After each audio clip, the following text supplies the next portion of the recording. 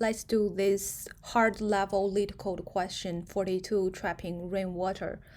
I will discuss it in 3 steps. The first is how to understand the question so that you can capture all the special cases and have the right solution. And the second step is to have a working solution based on the understanding in the first step. And the third step is to how to optimize this working solution to the best solution.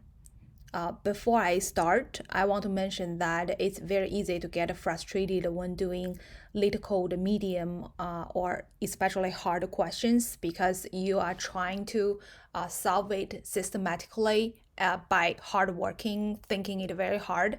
But sometimes the optimal solution or even a working solution just can't be derived by just thinking. Sometimes it's your experience in dynamical programming, but sometimes it's just if you never had that idea, just look at the answer. It doesn't worth the time to figure out the best solution on your own. Like if you have never seen such a thing, it's just quite impossible to think of a color you have never seen before. So let's get started. First, how to understand the question. I want to mention some intuition you may attempted on the first side and why they don't work. Two common problem after I discuss with other friends, like we tend to start with either building a whole matrix to solve it, like by going through different paths, or what another intuition I had is to find out the local minimum, which is pretty easy to find out, and try to calculate out the water volume based on each local minimum. And those two intuition won't work out because they are too they have to take care of many special cases that just doesn't worth the efforts after a while. So instead of trying to derive the best solution from this like wrong idea, double quotes, it's easier for hard LeetCode question. You just give more room in your head for the best solution to start with the best idea, which is you should focus on the water level of each individual position. So the focus is not on finding the right path in a matrix. The focus is not on each local minimum. The focus should be the water level for each individual position. That is less intuitive because like in the life, the water always like together, they come together. You can't separate them. That doesn't make sense.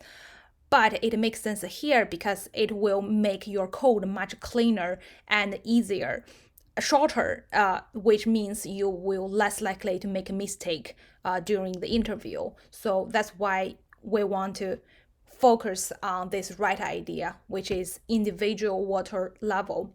So if you can get the individual water level, then you just minus the given height, then you can get this water volume for each position.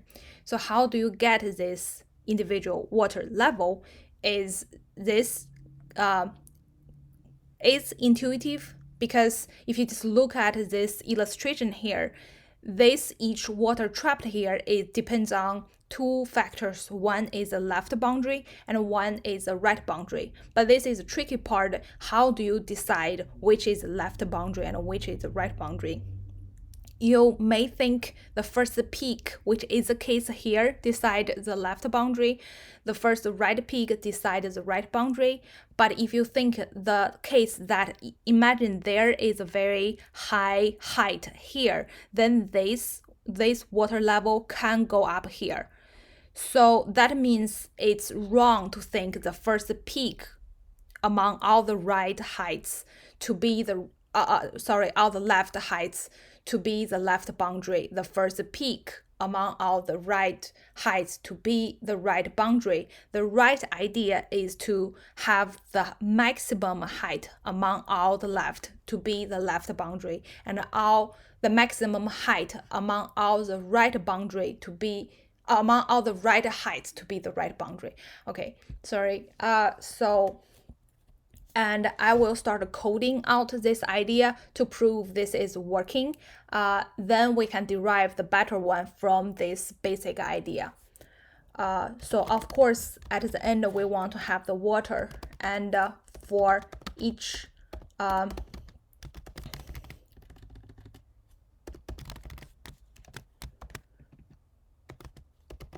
for each height, we want to find out the left boundary, which is, as I mentioned before, is a maximum of all the heights up to this position. HEIGHT, up to this position, and it's similar for the right, is all the right heights up to this position. And the level is decided by the minimum of the two, which makes sense. It's just how water works. And the water left there will be this level minus this height. And one special case you have to think, like the water level can be lower than the given height. And because of that, you have to take care of the negative value, which is, if it's negative, it can only be 0. It just doesn't accumulate water.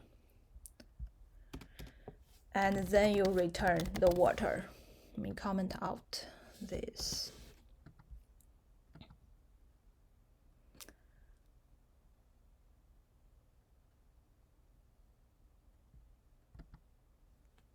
Oh, you don't need. So this is my way to handle it.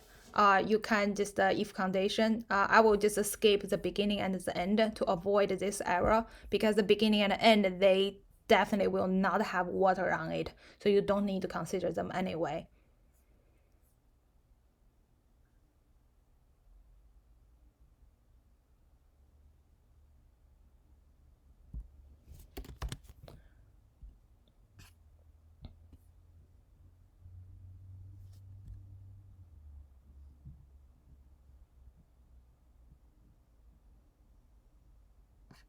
Oh, you also need to start from, since you skipped.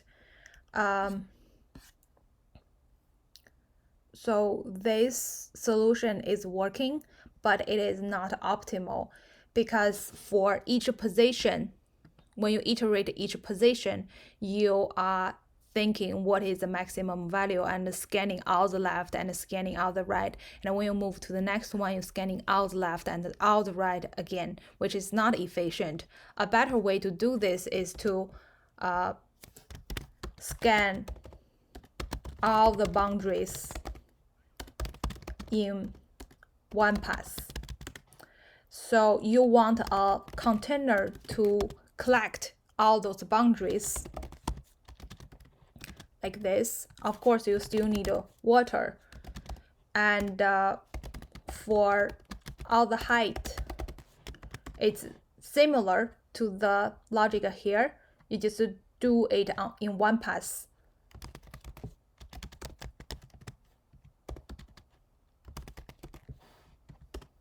And put it into your container here.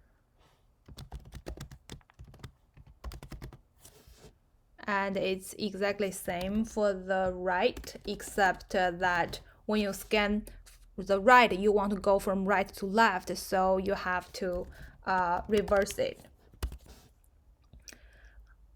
Oh, I forgot to initialize these values, so we'll have them start as 0 because they are getting the max, and 0 will always like yield to the new bigger value. So it's exactly, they are symmetrical. That's why like this solution should make sense, because they are symmetrical. It's easier to memorize. Of course, for the right, which is special because you need to manually reverse it back. I'll show a cleaner way in the next step, but here we'll just do this way. And now after you're collecting all the left boundary and all the right boundary, then you can calculate the water.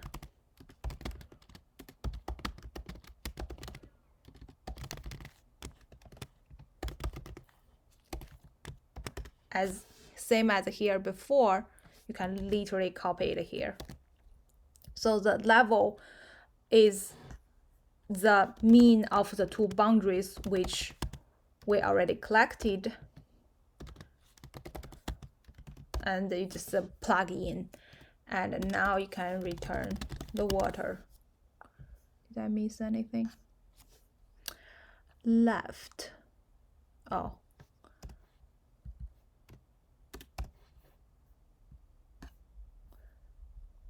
So you can see this time is way faster than this one. So I think this is the best solution already. But you may see some solution even shorter than this, which I don't think is a good way to code it, but you could potentially merge these last two steps together. Because if you think about it, when you calculate those water volume, since you are calculating individual position, it doesn't matter you go from left to right or right to left. So you could have done this step while you are collecting the right boundaries. So what we could do is just move this step to here and totally skip this whole right boundaries collection process. Oh, sorry. And you can also delete this, and you wouldn't need this container anymore.